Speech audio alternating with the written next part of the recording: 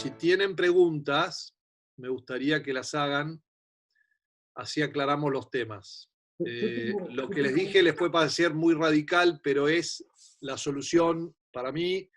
No lo han escuchado de otros lados. Caco lo ha escuchado de una cierta fuente, que es la fuente original de este conocimiento que yo estoy citando. Y la renovación yo creo que viene por ese lado. Yo si querés, ¿se me escucha bien? Sí, perfecto. Yo si querés rompo el hilo con la primera y hago la pregunta tonta. Como vos dijiste, explicaste cómo deberían ser las cosas, el problema. Ahora la pregunta es, en este contexto de, digamos, de modernidad y de hombre educado para esta modernidad que mencionaste recién al final, lo que decías el otro día para la tecnocracia, entonces, si sabemos cuál es la solución y sabemos cuál es el problema, cómo se ejecuta, por así decir, esa solución. Y si tiene algo que ver con lo que ustedes hacen en CES o lo que vos hablabas el otro día con el padre Olivera o con tu charla de Mendoza, el tema este de las artes liberales, las artes serviles, si es el homeschooling la solución, si es cambiar el sistema educativo de raíz o si es mejorarlo, digo, porque todo esto, de vuelta, vos explicas muy claramente cuál es el problema, cuál es el camino para solucionarlo o hacia dónde hay que apuntar, pero bueno, de pronto yo pienso incluso, vos me conocés en mi cabeza de política y decís, pará, loco, porque estamos acá y qué hacemos, por dónde empezamos. Digo, está Bien. clarísimo, no sé si se entiende. Sí, sí, perfecto. La respuesta da para largo, pero yo creo que son caminos paralelos. El primero es, la Iglesia tiene que reformarse, y eso requiere, en este caso, un acto divino que probablemente esté por pasar en los próximos 3 años, o 2 años, o meses. O sea, para mí tiene que renovarse esta Iglesia. Por eso yo creo que las profecías siempre hablan de el fin de un papado visible, el cambio y demás. Todos los profetas modernos y las visiones marianas parecen indicar que está en ciernes ese cambio. Y como el hombre ya ha perdido el rumbo y como el Papa en ciertos sentidos el papado se ha constituido en un poder político hace 200 años, desde 1890 por lo menos, o antes, 1870, por el problema del socialismo, se le da más bolilla a la doctrina social de la Iglesia que a los dogmas, lo que es medio tonto, porque la doctrina social, o sea, la palabra doctrina social es por no decir doctrina política, y la Iglesia no debe tener una doctrina política, sino que debe hablar, como siempre, de la moral, la ética y la justicia, la distribución de la justicia y demás.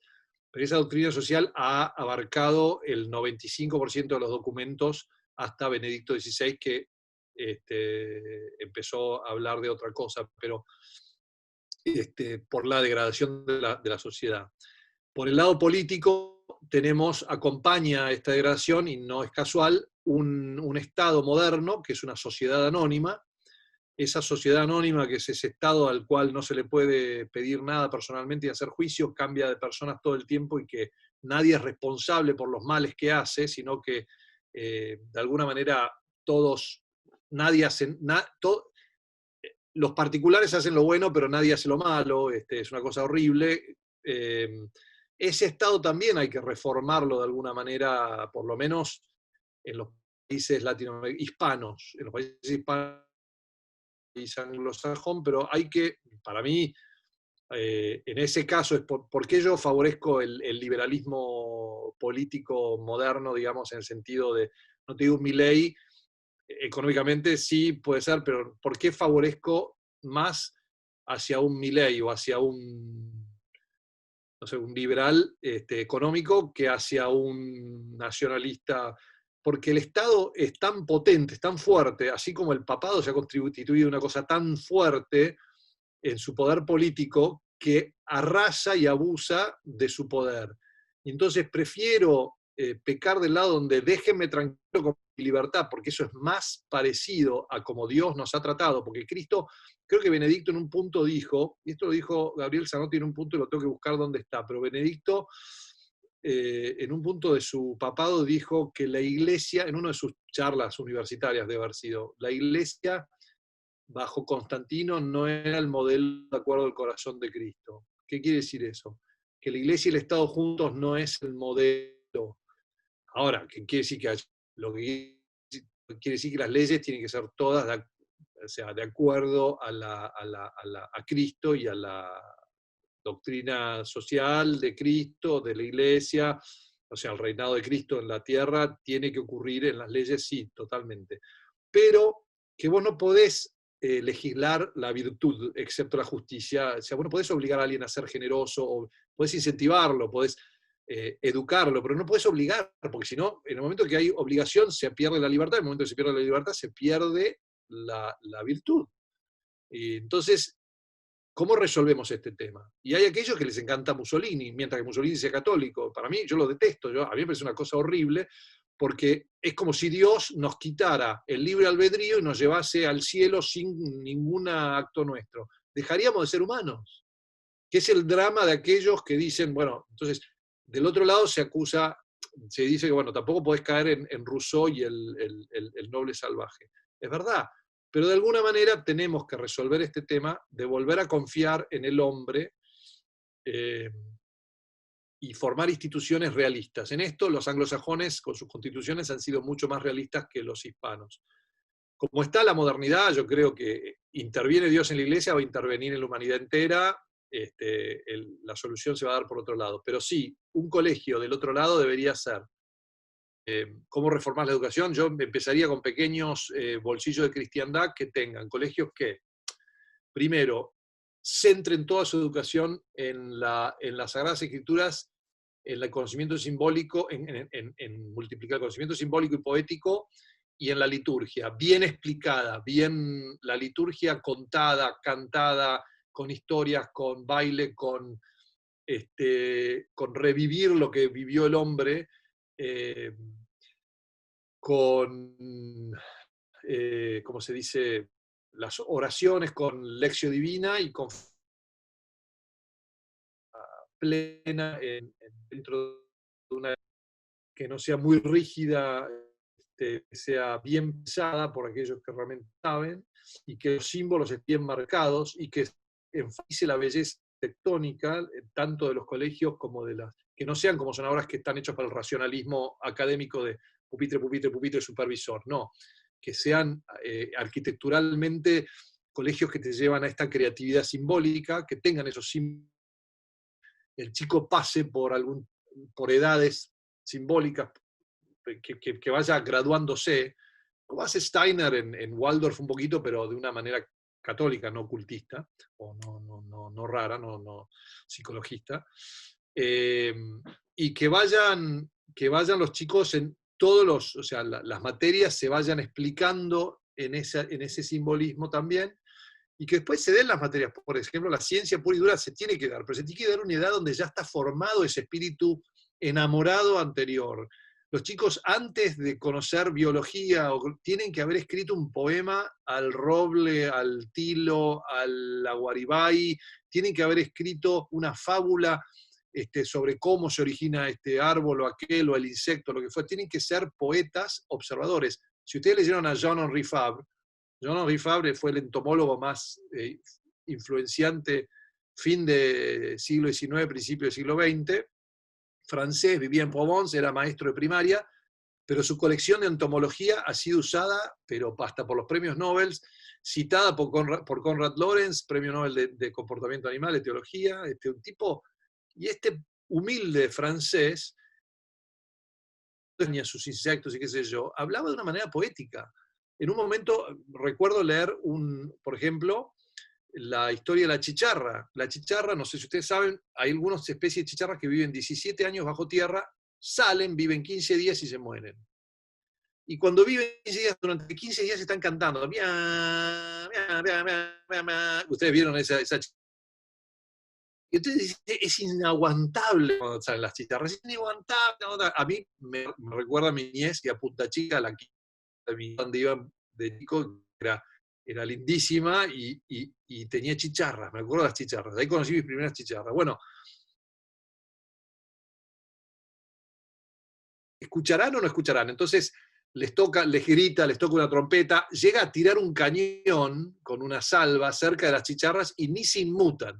Entonces él determina, son sordas, gritan, de esa manera traen a la pareja para parearse y tener huevos, poner huevos, y después se mueren. Y dice, por supuesto, si uno se pasase 4 años bajo tierra, encerrado, o 17, y después llega a la gloria de ver el sol fuera de la caverna durante 15 días, lo único que puede hacer es cantar. Gloria a Dios, que canten, déjenlas cantar. Dice, bueno, ese es un poeta, entomólogo, científico, y ahí tenés el ser humano que mira a la sociedad de una manera diferente, porque también la ve reflejada en esos animalitos que estudia. Konrad Lorenz hace lo mismo con sus animales.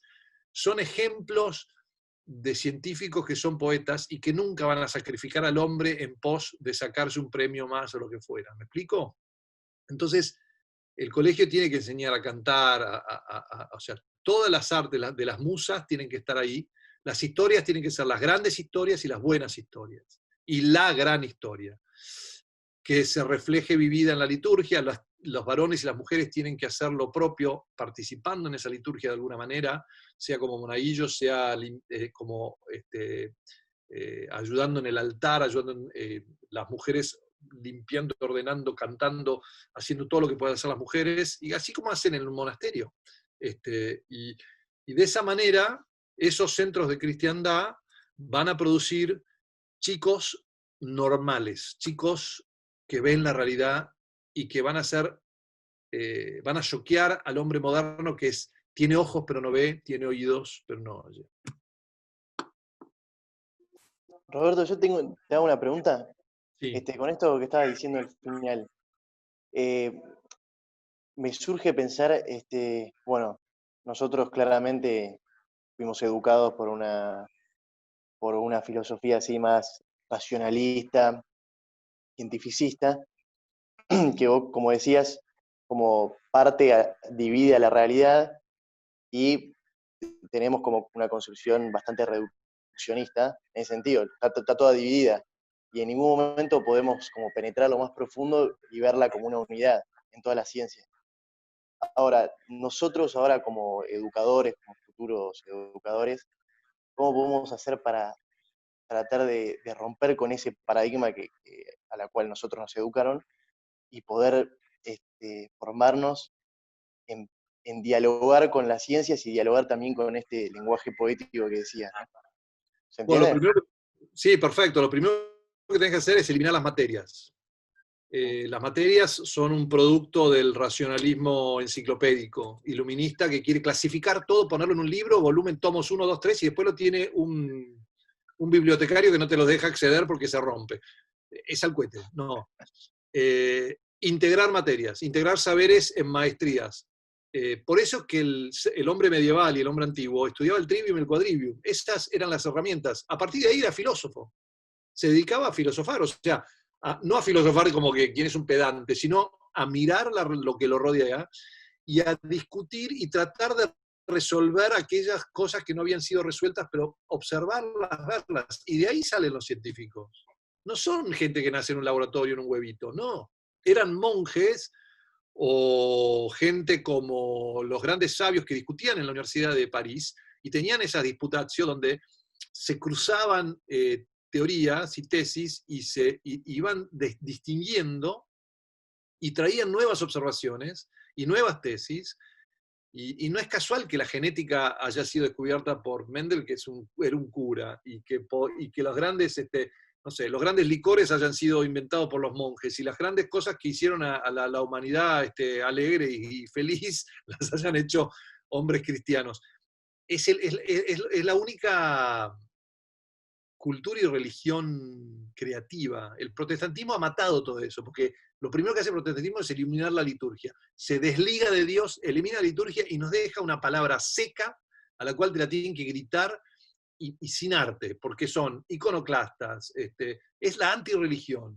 Para mí hay que barrerlos del mapa, hay que convertirlos a todos, porque si no, no hay, es la antirreligión. Lo lamento si alguno acá es protestante, pero es la antirreligión. Porque se pierde lo mejor, se pierde todo lo humano, se queda con la razón sola, la palabra interpretada solamente por la razón. Entonces, hay un drama, porque nuestras instituciones también marcan eso, ¿no? Entonces, me preguntás, y yo te digo, eliminar las materias, integrar los saberes,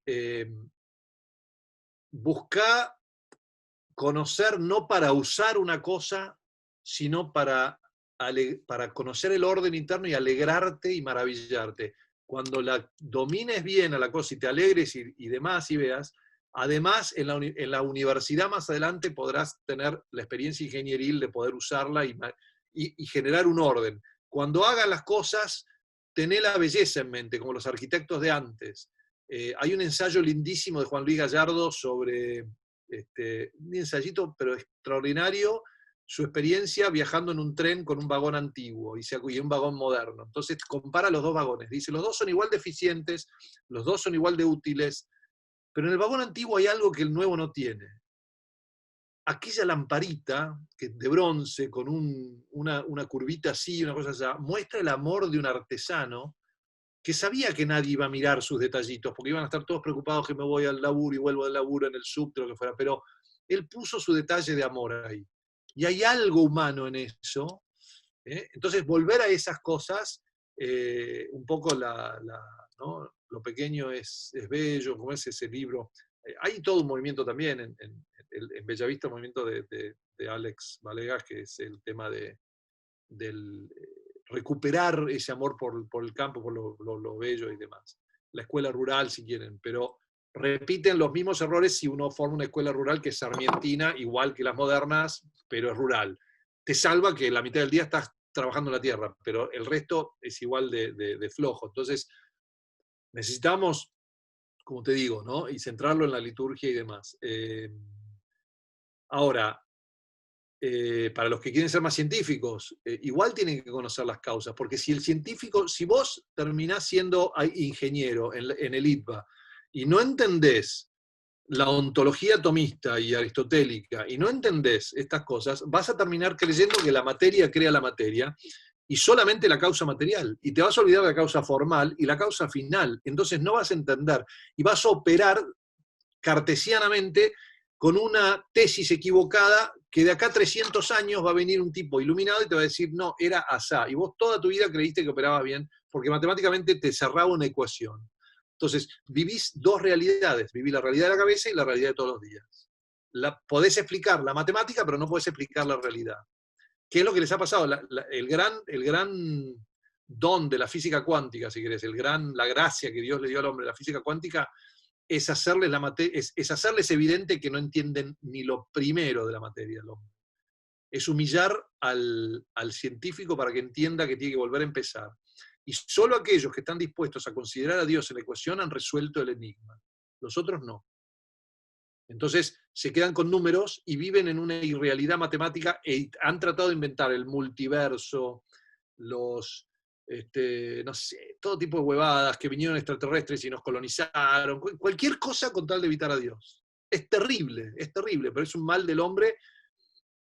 No por nada el hombre es libre, y bueno, es terrible. Pero bueno, es esa falla de vuelta, es Prometeo y la caja de Pandora nuevamente.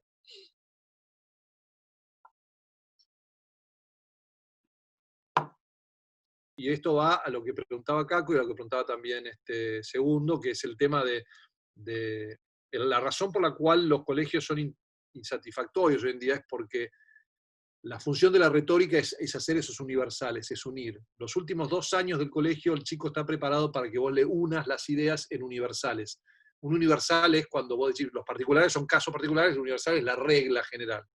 Y entonces el mundo empieza a tener sentido para él. Cada vez que hacemos esto, pasa aquello, o sea, el hombre es así, es asá. De esa manera el chico tiene una satisfacción por lo que aprende y realmente incrementa su amor por la vida intelectual y en la facultad realmente quiere aprender. Y entonces salen grupos como Cruz del Sur y esas cosas porque justamente el universal es el que te tira. El drama de los colegios modernos es que cuando el chico llega a la capacidad de tener universales, son los últimos 2 años. ¿Qué pasa en los últimos 2 años? Durante 4º año o 5º año de secundaria vas a todas las fiestas de egresados de los de 5º y te dedicas a cualquier cosa y a juntar guita para el viaje de egresados o de rugby de 6º. En 6º te la pasás de fiesta, un viaje y ese es un viva la pepa. No hay más materia, o sea, es como que los profesores se entregan. Entonces ya no hay diálogo, no hay capacidad. El chico termina con particular, ¿para qué miércoles le dieron análisis sintáctico, esto, lo otro, más allá? Por supuesto, fíjate que las universidades en el norte, en Norteamérica, son campuses cerrados donde vos pasás un retiro espiritual, un retiro intelectual, no espiritual en la mayoría, pero en Thomas Aquinas, donde yo fui, también era espiritual. Entonces, tu vida tiene sentido, unificás tu actuar, tu vida, tus estudios, todo. Entonces vos me preguntás, ¿es legal? Y en realidad yo te pregunto,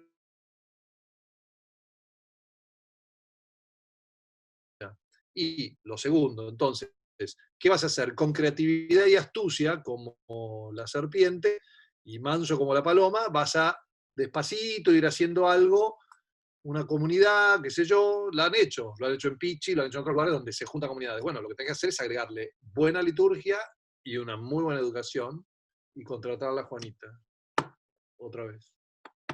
Eso porque Muchas yo la quiero gracias. contratar. Se me fue un... No entiende, ¿no? Pobre Gracias, muy Juanita. interesante. Bueno, segundo, ¿qué hacemos? ¿Alguno hace alguna pregunta? Yo si no tengo una para... Felicitas Noalles, vos que sos un producto de sedes. Un producto de sed, esa es una buena definición. Se fue Feli, apagó la cámara y se fue a comer. Bueno, muy bien. Roberto, Bueno, si no tiene... ¿Le sirvió esto? No. Bueno, al segundo. Perdón, tenía el micrófono, no estaba escuchando. Igual que en clase, Feli, igual que en clase. Sí. No, a mí, nada, el CES me encantó y me sirvió muchísimo para aprender a pensar y me sirvió para la facultad. Como, no sé, me pareció que en las clases del colegio te enseñaban mucho a pensar lo que el profesor te estaba diciendo, entonces fue como un buen ejercicio para después. Claro, claro. Y ese es el trivium, esa es la influencia del trivium y el quadrivium. Esas son las artes liberales. Esa es la función de las artes liberales, es enseñarte a pensar por vos mismo. Ustedes hoy tienen una sobreinformación sobre, ¿cómo se llama? Carga de información. Lo que les falta es la formación para poder tornar, o sea, discernir, sacar, distinguir. ¿Me explico? Y esas son las habilidades que querés adquirir, ¿no? Claro. Sí, tal cual. Además, vos eres una gran actriz, o sea que un teatro importantísimo para la retórica, el teatro. Y eso, Roberto, es la retórica lo que te ayuda a unir, digamos, y a integrar los conocimientos. La retórica es usar la gramática y la lógica de manera elegante para mover la voluntad del otro hacia lo bueno, lo bello y lo verdadero. La sofística sería usar esa retórica para ganar una discusión. Pero sí, efectivamente, vos fijate que toda nuestra política, ayer discutíamos con uno de mis alumnos y me decía, en realidad la política, vos estás votando a partir de una campaña publicitaria y la política es pura retórica, digamos, moderna. Entonces, fíjate la importancia de poder decir las cosas claramente, con caridad y convencer a la gente que vale la pena cambiar, que vale la pena animarse, que vale la pena... Si no, caen siempre en lo mismo. Fíjate que ¿Y por qué la izquierda gana la mayoría de las elecciones? Porque tiene mucho mejor retórica que la derecha, porque le hablan al hombre y a la dignidad del hombre. Hablan del trabajo, hablan del tipo que se muere de hambre, hablan del laburo, le hablan al particular. El otro te habla de GDP, de la curva de no sé qué, de la multiplicación inflacionaria de no sé cuánto, y te da, y vos decís, sí, tienen razón, eso es lo peor. Pero el otro gana la discusión porque te está hablando a vos, vecino, a vos. Te está reconociendo que vos sos una persona que vivís en una sociedad. Y eso hay que recuperarlo, santificarlo, y no hacer una iglesia tercermundista, sino que la iglesia muestre la verdadera dignidad del hombre. ¿Y dónde está eso? Y eso se manifiesta después en políticas públicas. ¿No? Buenísimo. Roberto, una pregunta.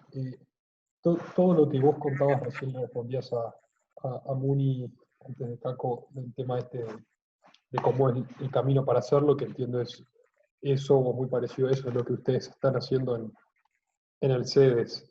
Que dicho sea de paso, cuando pase todo esto, lo vas a tener que invitar a Muni a conocer lo que hace rato me viene pidiendo y nos agarró la pandemia. Yo también.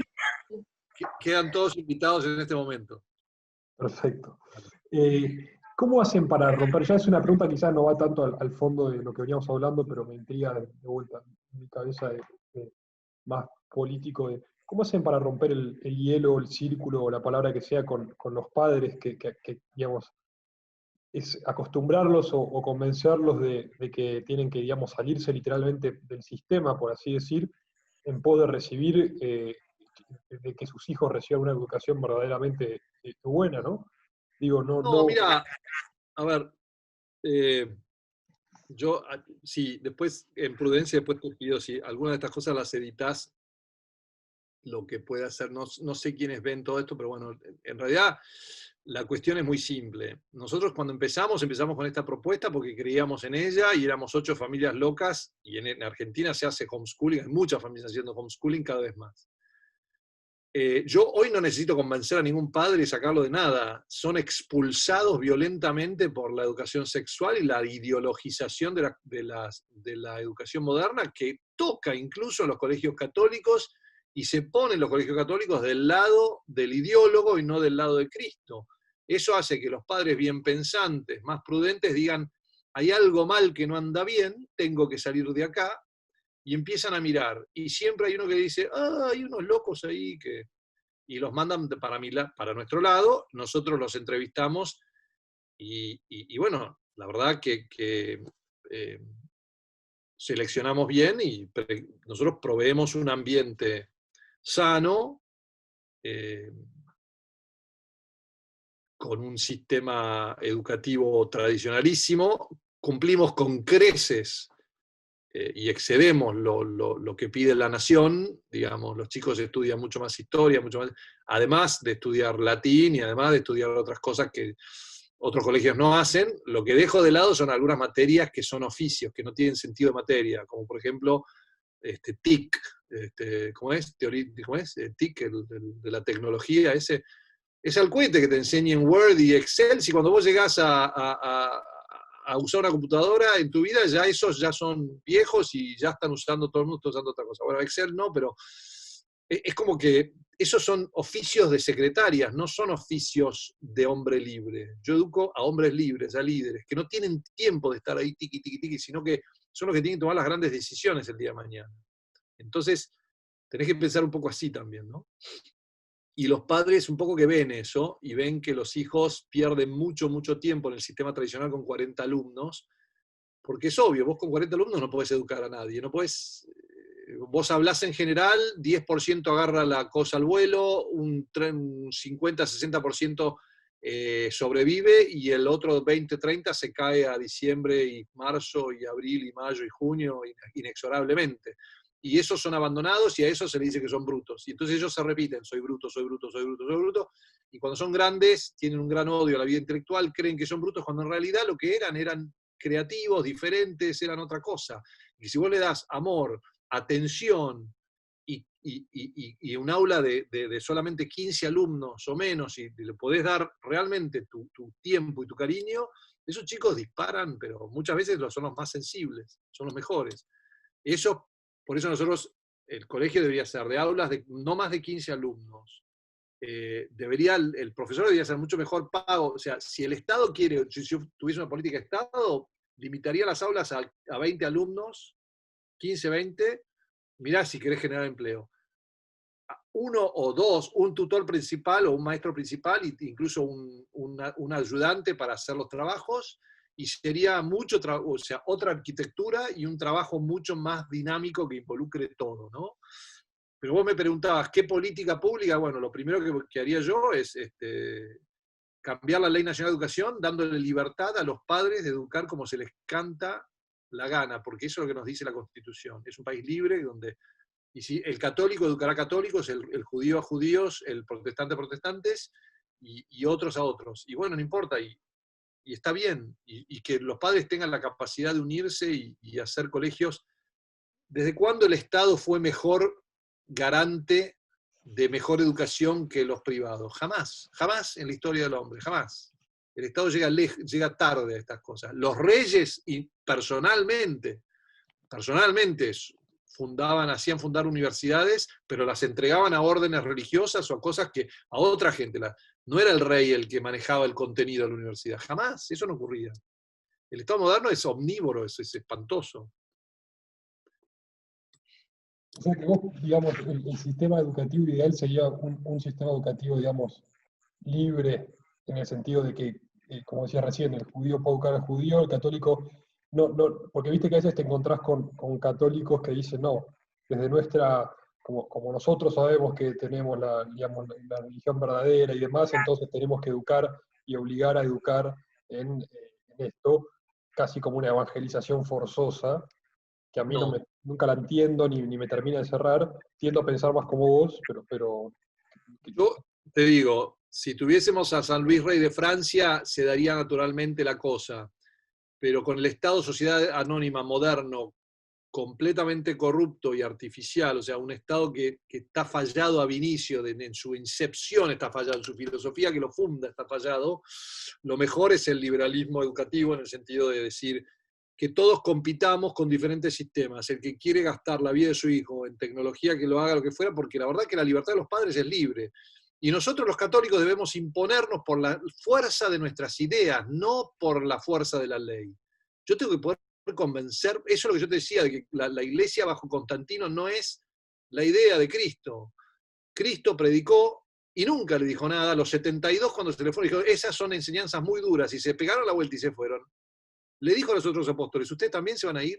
No les dijo, no, para. Bueno, o peor, voy a ir al Sanedrín y los voy a obligar a todos a hacer esto. No, para nada. Y los vio pifiándola mal con él presente y no les dijo, soy Cristo. No, dijo, la siguió igual. O sea, la libertad del hombre es inviolable en ese sentido del fuero más íntimo. Y yo creo que hoy, con este Estado moderno, tenés que dar la libertad de educación para que existan también estas universidades, estos colegios como los que queremos hacer nosotros, litúrgicos, buenos, y que ellos den prueba en las universidades de que son absolutamente superiores, y que sean los profesores del futuro, y esos profesores con su propia vida, mirad cómo se aman, van a convertir a los otros. No por la ley de educación católica obligatoria, perenne, fundada por un Estado, no, porque el día que ese Estado cambia, esa educación educatórica perenne se convierte en una educación ya no más católica, atea perenne. Y así nos peleamos revolución tras revolución. Es la falta absoluta y total de comprensión para mí de cómo Cristo hace las cosas. Por eso existe la confesión. Nosotros vamos, nos confesamos de los mismos pecados que cuando teníamos 6 años. O sea, seguimos igual. Y bueno, si Cristo nos aguanta, deberíamos nosotros también ser capaces de convivir en esa competencia sana, pero impedir, por supuesto, lo que vos no podés tener, yo no estoy predicando un liberalismo absoluto en el sentido de que no podés tener un colegio satánico, no podés tener un colegio que haga sacrificios humanos, ¿viste? Hay leyes de respeto a la persona y respeto a la propiedad, qué sé yo. En eso, como lo sigo más a Zanotti que otra cosa, que digo, ¿qué le diría usted cuando Bullrich estaba de ministro de Educación? Yo a Bullrich le daría su último cheque, le diría muchas gracias por sus servicios y cerraría el Ministerio de Educación completo. Porque yo no creo que el Estado tiene nada que hacer en términos de la educación, porque tiene un incentivo perverso inmediato a educar para perpetuarse en el poder, no para ser hombres libres. Porque el hombre libre es el que lo va a votar y lo va a sacar fuera del poder, ¿entendés? como que la educación digamos, la educación vos la considerás herramienta fundamental para el sostenimiento de este Estado moderno. Yo considero la educación como herramienta fundamental para los padres y siempre fue la iglesia y las parroquias las que formaban los colegios. El Estado moderno se mete en la educación con una buena intención inicial, un Sarmiento que quiere dar literacidad para que la gente pueda votar y entender lo que fuera, pero eran periodistas, eran amarillistas, o sea, ¿para qué? Para leer los diarios que te mienten y después te venden un verso y toda la ideología y después votan mal Entonces, lo que digo es, sí, obviamente que la educación pública es un instrumento.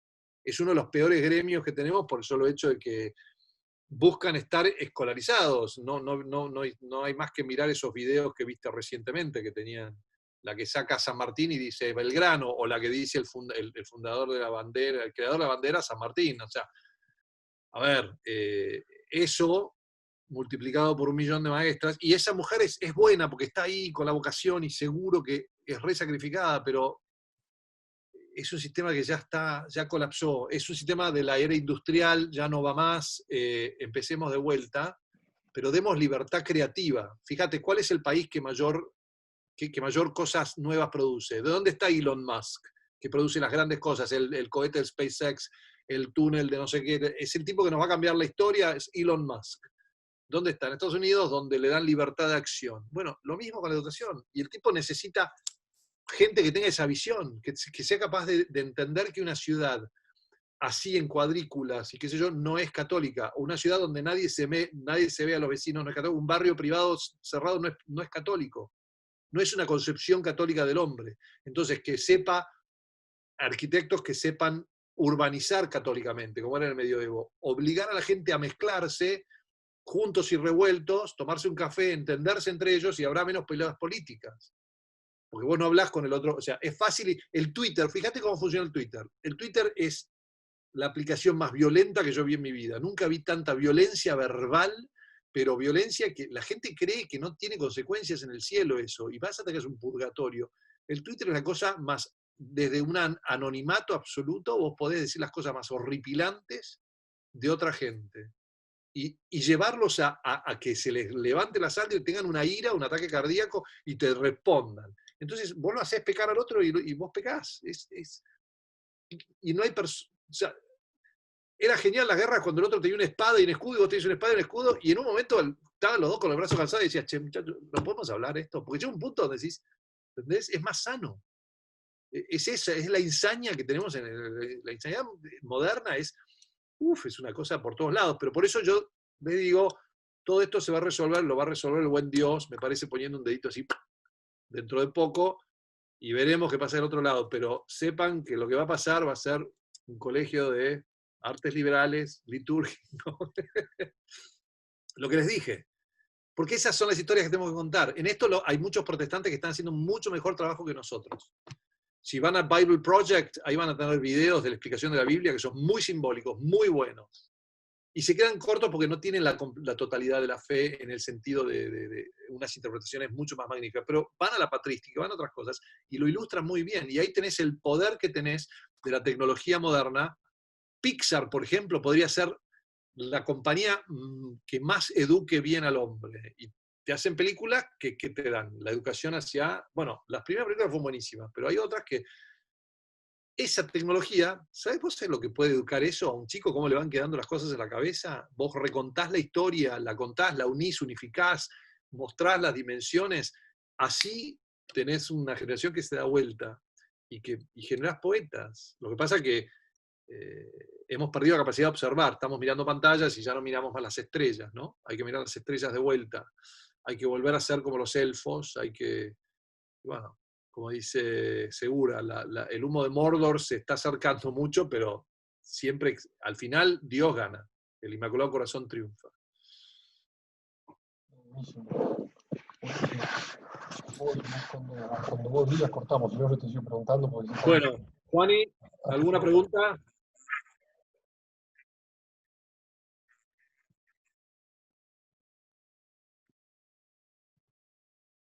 Bueno. Ay, yo no prendo porque me funciona re mal, pero nada, quería agradecer, la verdad que dejaste muchas ideas en qué pensar y esto de, yo desde el aula capaz como empezar a aplicar o a articular esto simbólico con el conocimiento poético, nada, como de a poco ir aplicando o teniendo ideas para admirar todo esto que decías, admirar lo bello de la creación. Nada, me dejaste como con mucho en qué pensar, así que nada, muchas gracias, me encantó. Gracias, te agradezco. Decime, ¿vos sos maestra o vas a estar estudiando para ser maestra? Si Dios quiere y la pandemia lo permite, me recibo este año. Buenísimo. Pero sí. Escuchame una cosa. Júntense ustedes, Maru, Juanita, Felicitas, vos, lean la Ilíada, la Odisea, la Teogonía, lean los clásicos griegos, lean después algunas obras romanas, lean las obras medievales, y vos lees sobre todo los romances españoles, esa manera de contar historias. Trata de componer tus propios romances, contar las historias en poesía, hacer que los chicos compongan poesías de las historias y fábulas que hacen, ¿no? Que le hagan una poesía a la liebre que se quedó dormida y la tortuga le ganó, que busquen rima, cantá. Vos, si no cantás, si cantás, buenísimo, seguí cantando y tratá de cantar incluso en un coro litúrgico, si podés, el de Gigena o cualquiera de estos que vos tengas que puedas cantar. Si no cantás, aprende a cantar. Y transmití ese canto, porque se lo vas a tener que transmitir a tus hijos, porque tus hijos van a tener que tener musicalidad. Mis hijas tienen musicalidad gracias a que mi mujer fue bien educada por franceses en la musicalidad, y la verdad que yo lo agradezco todos los días, y gracias a eso pudieron después tomar un instrumento y ahora cantan y tocan un instrumento, y eso se transmite a los chicos, y yo me quedo tranquilo, porque por lo menos eso, yo fui mucho más bruto, yo fui al Newman y no. Yo aprendí en Estados Unidos, llegué a Estados Unidos a los 18 años, a los 20 años, cuando fui a Thomas Aquinas, y me encontré con gente que podrían haber sido pianistas casi profesionales, pero que eligieron estudiar, cantantes que podrían haber cantado óperas y que eligieron estudiar. Y esto era una formación normal en las familias anglosajonas, o sea, el arte, la música forma una parte integral y formativa del alma. No puede no estar en la educación. La música es importantísima, importantísima. Y la poesía también, porque es la que te va formando ese lenguaje poético, simbólico, y va haciendo que el chico tenga ese poder de observación de las cosas, cómo se relacionan y a qué se parecen. Y ese poder de observación es el que le va a dar el poder de observación para ser un buen científico cuando tenga que estudiar ciencias. Está todo relacionado. Todo relacionado. Y si vos le enseñás con la mimesis, imitando buenos textos, imitando lo que vos querés que ellos saquen, esa imitación, así como uno aprende a pintar imitando a grandes pintores y a cantar imitando a grandes cantantes, los chicos aprenden a escribir imitando a grandes escritores. Ese manejo de la palabra les va a dar una libertad y una capacidad enorme de crear. Y van a ser felices porque van a ser seres humanos. Y que todo eso le den loas a Dios, que le compongan también versos lindos a Jesús y qué sé yo.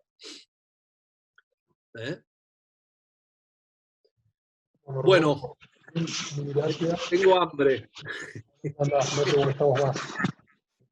Dale. Bueno, Roberto, muchísimas gracias. Son la primera clase de conocimiento simbólico, les aviso. Los videos todavía no los publiqué, así que los videitos que dicen esto mismo que les dije, en 7 videos van a salir pronto, más desordenados que su clase. Su clase me gustó mucho más. Así que... Yo la grabé y después te la voy a mandar, por si querés que toquemos alguna parte, como dijiste hace un ratito, qué sé yo, lo sacamos sin problema. Y después la idea sería subirlo a YouTube, esta clase y la anterior, como 2 videos. Buenísimo. Buenísimo. Fíjate si se puede partir en pedazos, porque la gente suele, cuando ve 1 hora y 20, 2 horas, dice, nada, ni loco. Claro, está bueno eso. Yo les sacaría las preguntas incluso, y dejaría la charla, que era de 1 hora y 15. Sí, podemos hacerle la división que hiciste vos, que como en un momento cortaste y acá fue el conocimiento filosófico, no me acuerdo de la parte, y descansemos en 2. Claro. Nos quedan 3 clases de 1 hora. Claro. Ponele, dale, buenísimo. Dale. Bueno, lo hacemos así. Bueno, un placer, espero que les haya servido y estoy a su disposición para preguntas y cosas. Segundo y Caco Juanita tiene mi email, así que si necesitan contactarme. Ánimo a educar a la Argentina.